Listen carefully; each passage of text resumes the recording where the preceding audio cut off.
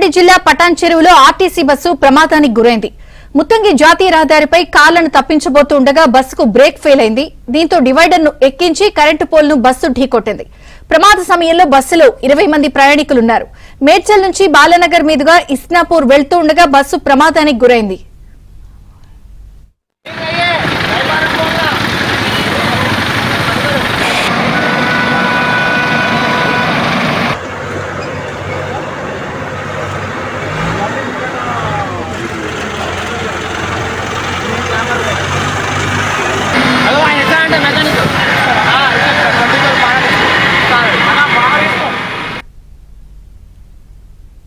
సంగారెడ్డి జిల్లా పటాన్ చెరువులో RTC bus ప్రమాదానికి గురైంది.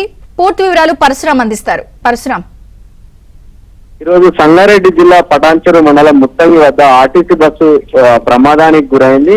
మేడ్చల్ వైపు నుంచి ఇస్నాపూర్ కు వస్తున్నటువంటి ఆర్టీసీ బస్సు ముత్తంగి వైపు రాగా ఎదురుగా ఉన్నటువంటి కార్లను తప్పించే క్రమంలో ఈ ఆర్టీసీ బస్సు డివైడర్ ను ఢీకొట్టి ఆర్టీసీ కరెంటు స్తంభాన్ని కూడా ఢీకొట్టడం జరిగింది. ఈ క్రమంలో పెద్ద పెను ప్రమాదమే తప్పిందని చెప్పవచ్చు.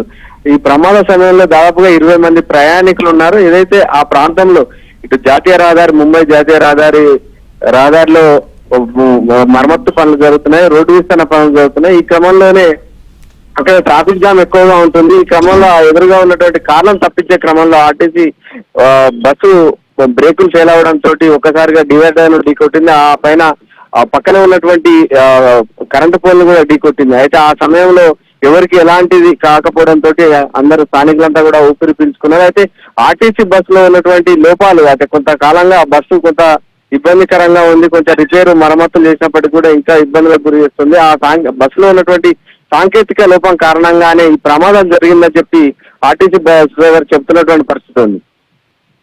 Okay Parashuram, thank you.